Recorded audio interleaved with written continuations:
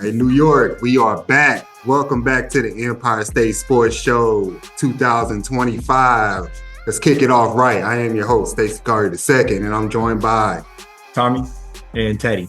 And we got a good episode for you. We got to talk about Pete Alonso. Is he going to go back to the Mets or is he going to go somewhere else? And we got to give our update on the New York Knicks. But first, let's start with the top level. The Jets have their new head coach. It is Aaron Glenn, who was the defensive coordinator for the Detroit Lions. Yep.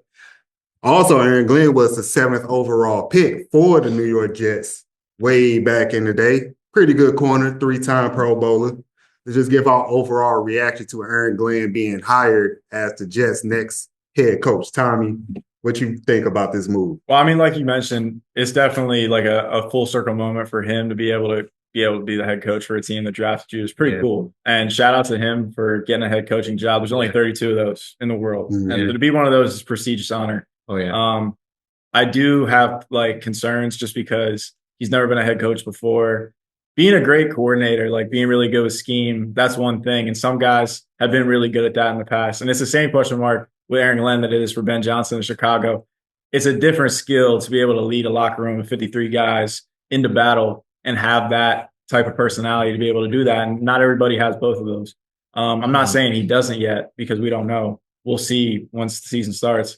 But I am very excited for Aaron Glenn. I think Jets fans are excited because of his success with Detroit. But when you look at the Jets, it's the same old problem. You don't know what the roster is going to look like this time next year or this time come September. I feel like the main question mark, obviously, is quarterback position. Mm-hmm. Will Aaron Rodgers be there? Will they draft a quarterback in the first round? And you also got question marks with Garrett Wilson potentially not being happy. Maybe he wants to get traded. Devontae's probably going to do whatever Aaron Rodgers does or go somewhere else if he retires, I guess. So there are question marks there that Aaron Glenn's going to have to, be a part of figuring out. But I think that it's a motivating hire for Jets fans who are pretty much trying to cling on to anything at this point to be excited about. So I don't think it was a bad hire at all.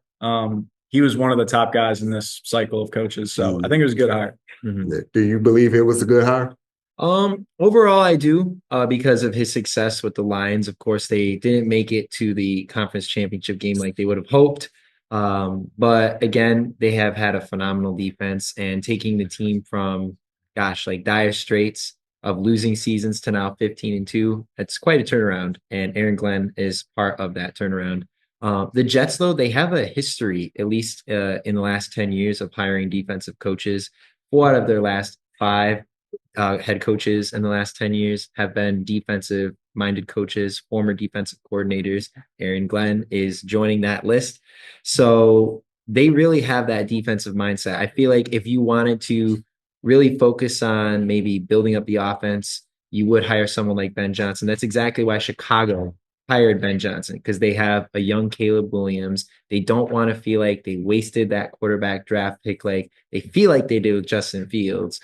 So that's why you get a coach like that. And so the Jets, they're defensive minded. They're even thinking about, I don't know if they're going to, but I know Rex Ryan was like, hey, I'll take the head coaching job. Maybe he'll come on staff as part of Aaron Glenn's coaching staff. I don't know.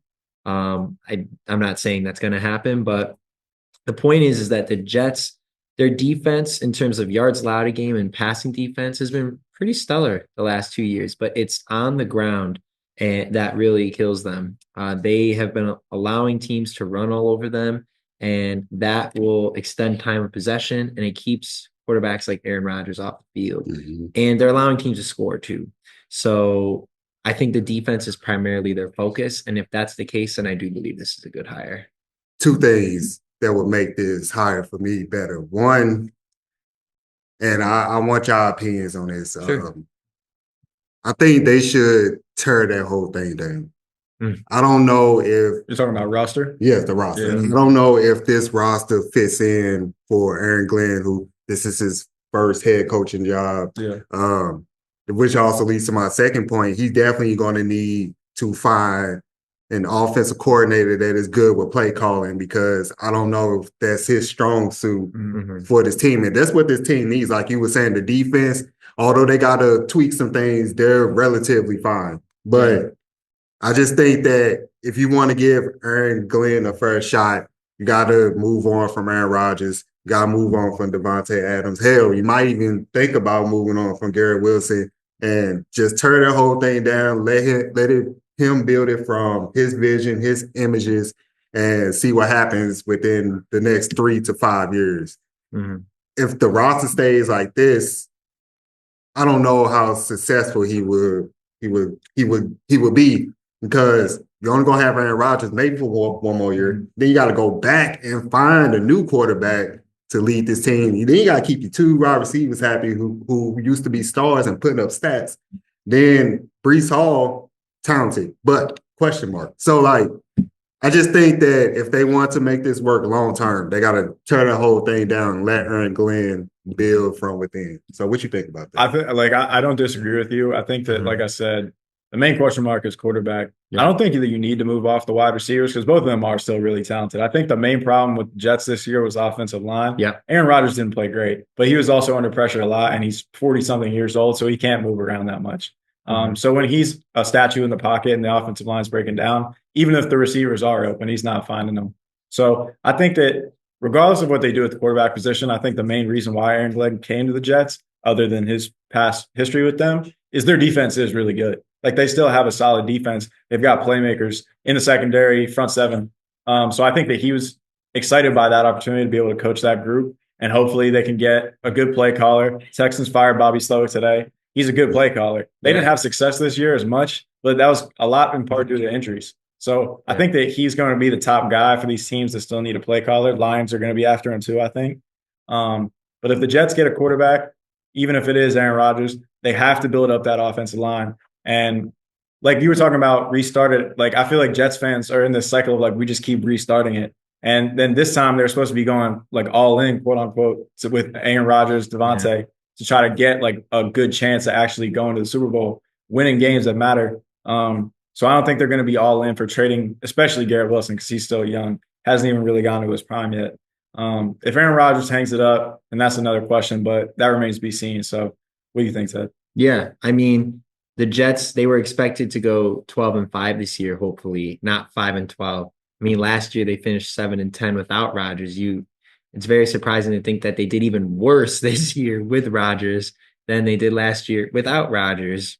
It's interesting because I agree with you. Like, the offensive line was a huge issue. The defensive line was also an issue, and the secondary was also an issue.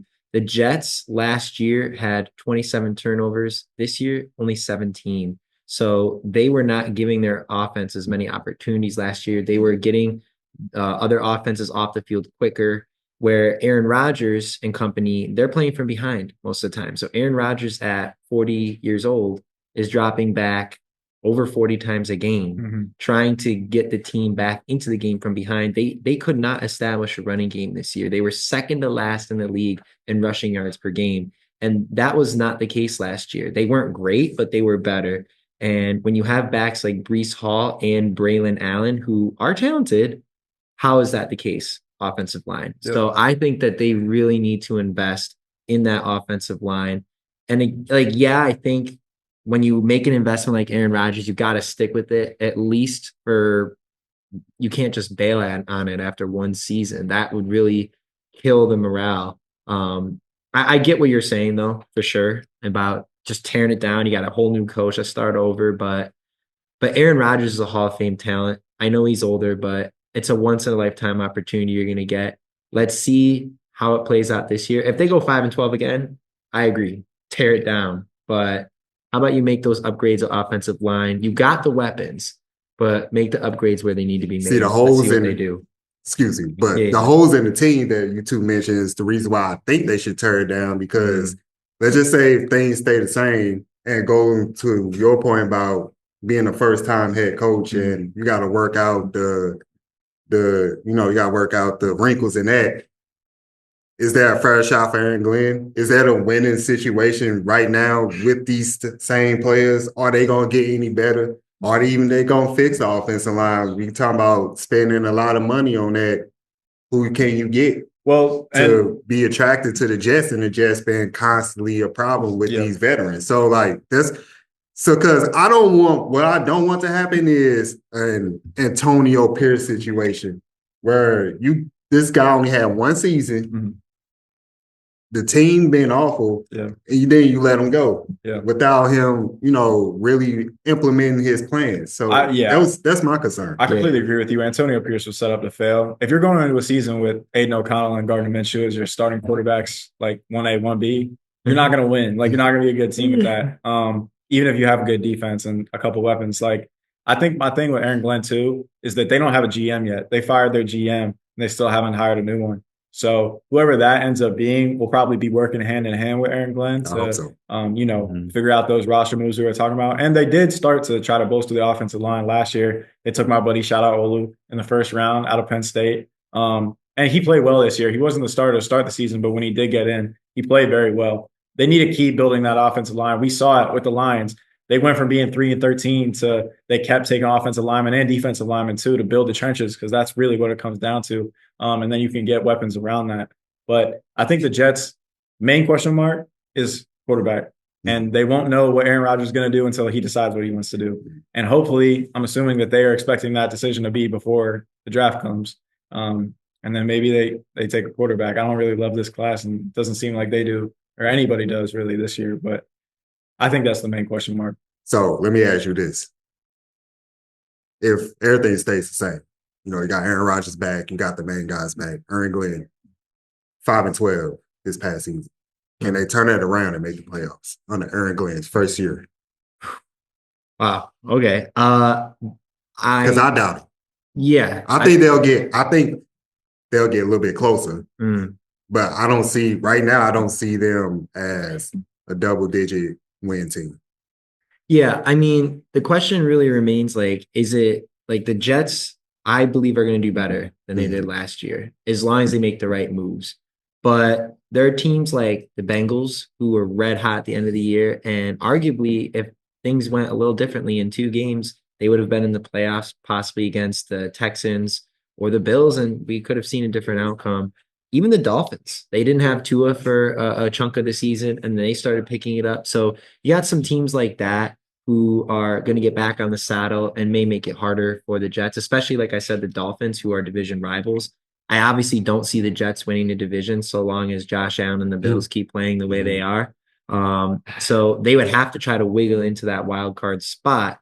And with a lot of these question marks, it is going to be very tough.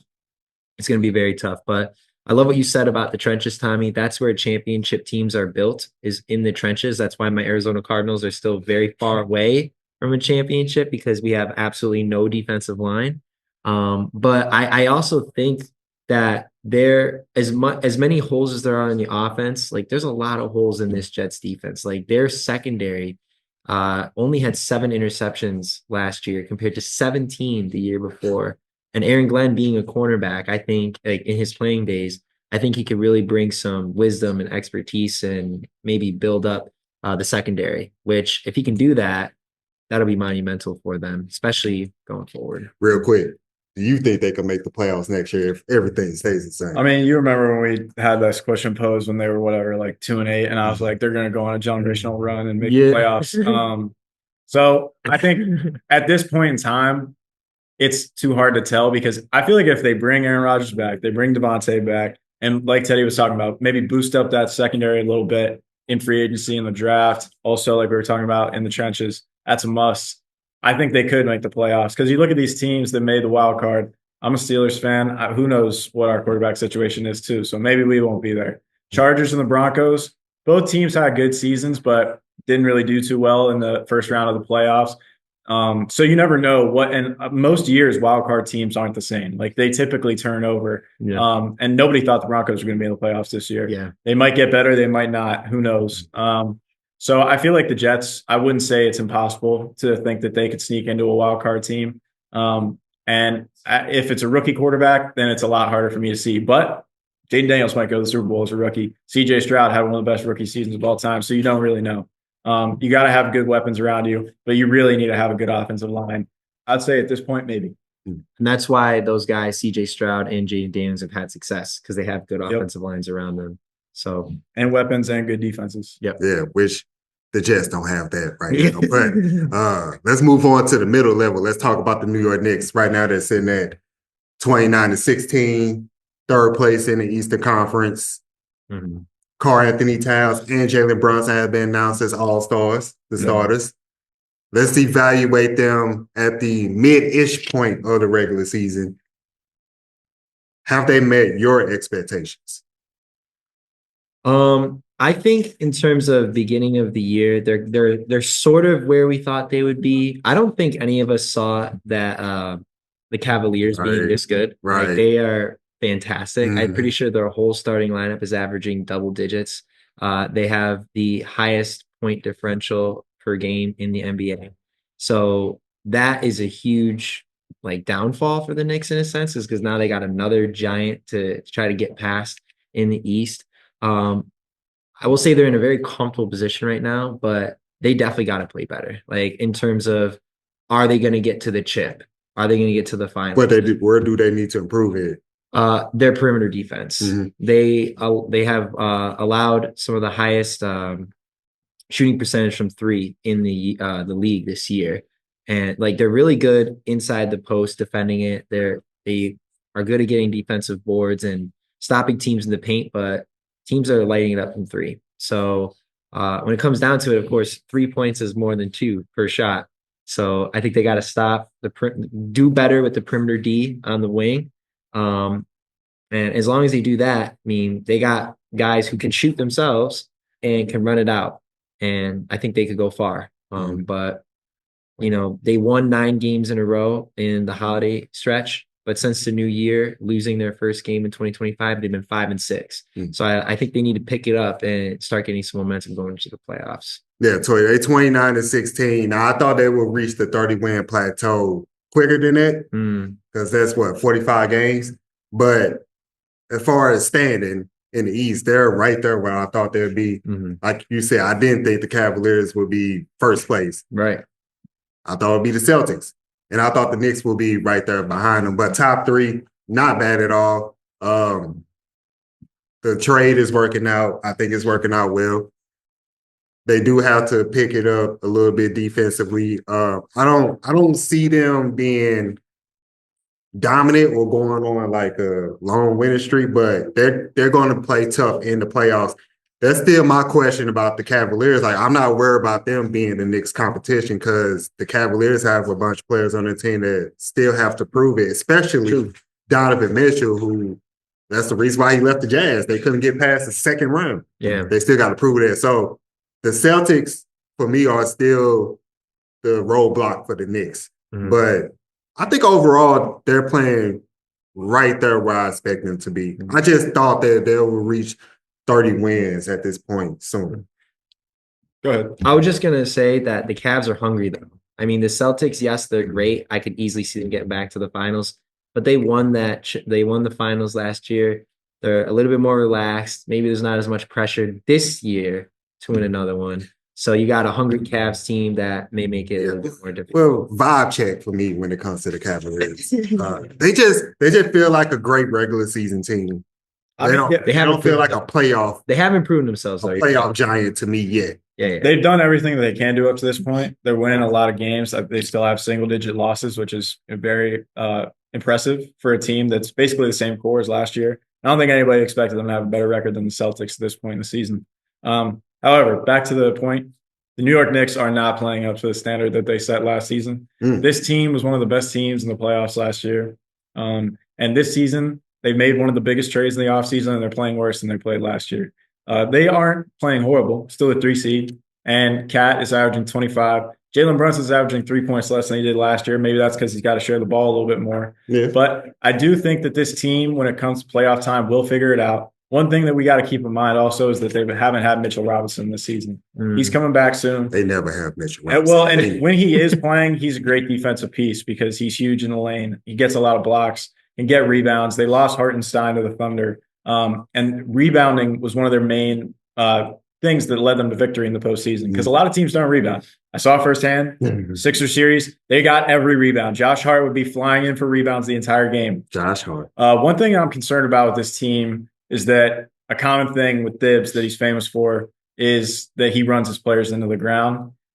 His starters, 4 of the top 5 players in the NBA minutes wise per game are on the New York Knicks. Here we go. They literally run their starters into the ground, which kind of speaks to that they don't have great depth. So that's something they're probably going to try to work on at the trade deadline coming up here soon next month. And Mitchell Robinson has been kind of rumored as somebody who they might trade because now that they have Cat, I don't know if those two could be on the court at the same time together. So maybe Mitchell Robinson would have to be coming off the bench. I don't know if he wants to do that. So maybe they trade Mitchell Robinson for something at the deadline, like Teddy was talking about, some perimeter pieces. But as I stand here today, I think the Knicks should be better than they are right now. And part of that, like you said, is because the Cavs are doing a lot better than we thought they would be. But I still think the Knicks are probably going to finish top 3 in the East, and they're third right now. So unless the Sixers can go on a generational run, which probably is not going to happen. They'll figure it out. But yeah, the top 3 right now is the top 3. And I think the Bucks probably at 4 are not doing as well as we thought they would either. Okay, let's talk about the trade deadline. Do you think the Knicks, looking at their roster right now, do you think they have to make a move at the deadline to get more depth? Yeah, I like that point about the depth because I'm looking at the roster. It seems like they have depth, but some of these guys are just not getting on the court. So either Thibodeau's got to rest his guys or he just doesn't trust in his depth on the bench. So maybe you go out and you get some of those guys to add to that depth. Who to get exactly, I'm not sure. I think, of course, one player that always comes to my mind, who I'm not sure if he has been dealt yet, is Zach LaVine, but that might be too high of an asking price. So yeah, I wouldn't do that if I'm the Knicks. Yeah. No, exactly. Because you'd probably have to give up somebody too big, like one of your guards like Deuce McBride, or even Precious, which Precious is like one of the only people on the bench who does give them solid minutes in their depth. Salary cap wise too. I don't know if they could afford all the without giving up like Bridges or something with a big contract. Exactly. So I don't know who they get at this rate. Well, position wise, I think they should tackle that front court.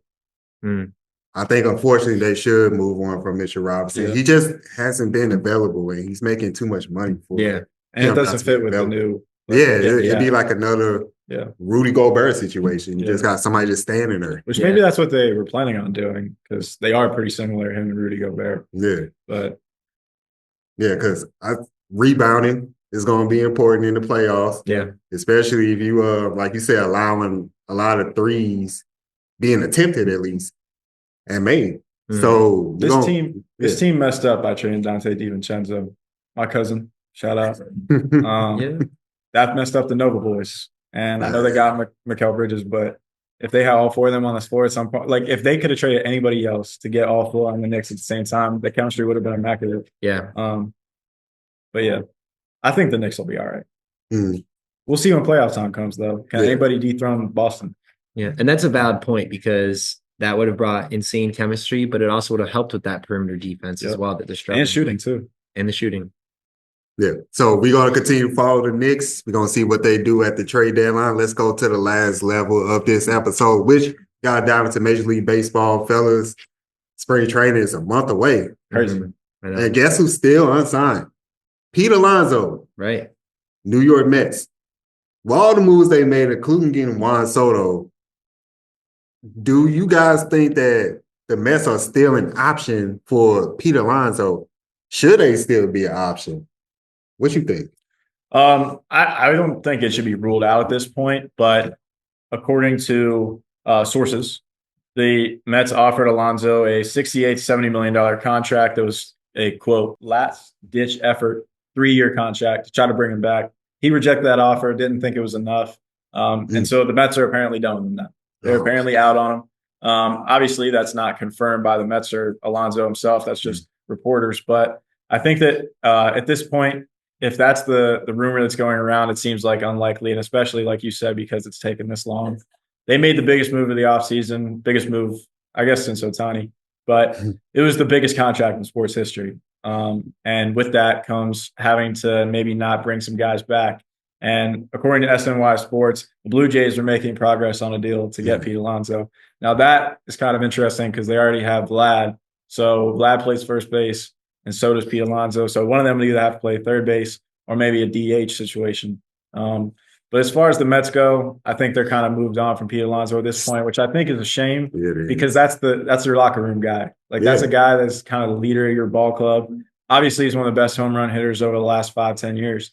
So I think that you lose a little bit of that production as well. He has been declining kind of recently, but I don't think that is necessarily someone that you want to lose if you're a guy in that locker room. Yeah, that was my whole point. I was like, you have to bring back Pete Alonso because he is that guy on the team. He is the spirit kind of the New York Mets. And like you said, it was a shame they just don't see eye to eye. That's why I wrote down in the notes. I was thinking, Pete Alonso, go back to the Mets, maybe give him 1 year deal.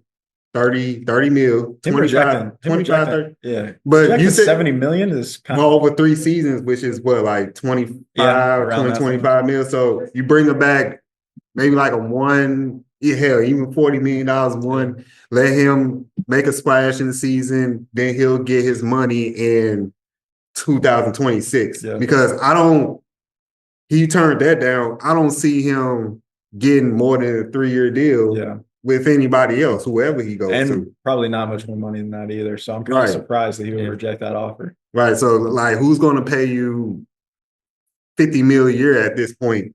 And like I said, we're 1 month out from spring training. So, if it ain't the Mets, I think the Giants are a player. The Giants, they've been rumored. They tend to get veterans like Pete Alonso to come to their team. They always been a sneaky team when it comes to free agency and making the playoffs and winning the World Series. So I think they'll play. I think the Red Sox, they still looking for a big splash too because they want to get back to being the Red Sox of old. So I think those two teams should be on his watch list. What you think about this whole situation? Yeah, all valid points because I don't think any team does want to give Pete Alonso a deal more than 3 years. At that price, especially. I think a 1-year deal from the Mets should have been probably the first thing they did, just to kind of throw something out there. Like, hey, like we got Juan Soto, but you're the spirit, you're a big bat. Why not put the two together and really just bolster that power? The Yankees tried doing that, but they didn't really have what I guess what we'd call a spirit guy like the Mets had in Pete Alonso. So I don't know why they didn't do that. In terms of where he could be going, just some of the stuff I've read, I know the Blue Jays have been talking to him. There's no guarantee that he'll go to the Blue Jays. They do have Vlad at first base, so that would be a little bit of a conflict, but they are looking to bring power to the team. They did just land Anthony Santander earlier this week, who had 44 home runs last year. So they're looking to bolster that lineup. They were actually in the sweepstakes to get Shohei. They wanted to. They just couldn't throw enough money at him. Same with Juan Soto. So they're looking for power on their team. And if Pete Alonso just stays off the board long enough, they may have more leverage to even do exactly what you said the Mets should have done. Maybe the Blue Jays give him a 1-year, $30 million deal just to kind of sweeten the pot and see how he does. And maybe if he gives them the performance they like, then maybe they would sign him to a longer deal.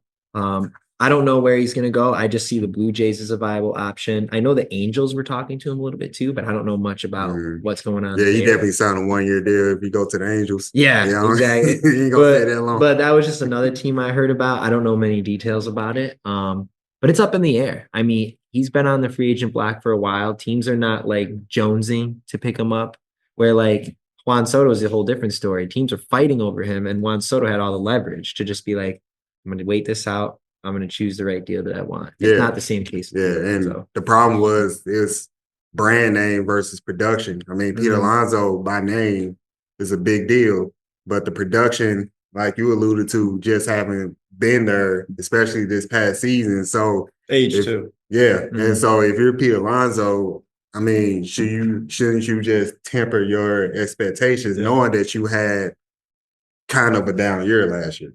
Also, going all in with the Mets one last time. Like, you've been there for a lot of years. Get a ring. You know what I mean? Like, maybe you lose $10 million, but you can make that back by being in New York Mets commercials for the next 20 years after your career's over because you won a ring there. Exactly. So, I don't know. It's not out of the cards completely yet. It's just rumored that they're done talking, but you never know what could happen. Yeah. That's a valid point. I have to agree with that wholeheartedly. All right, well, that's the end of Empire State's episode. Once again, I am your main host, Stacey Carter II, joined by Teddy and Tommy. Follow us on Instagram individually and for our show. We'll see you next time with an update on the Buffalo Bills. Will they make it to the Super Bowl or will they have to start over again? We'll see. Let's hope they do. Like and subscribe. Like and subscribe.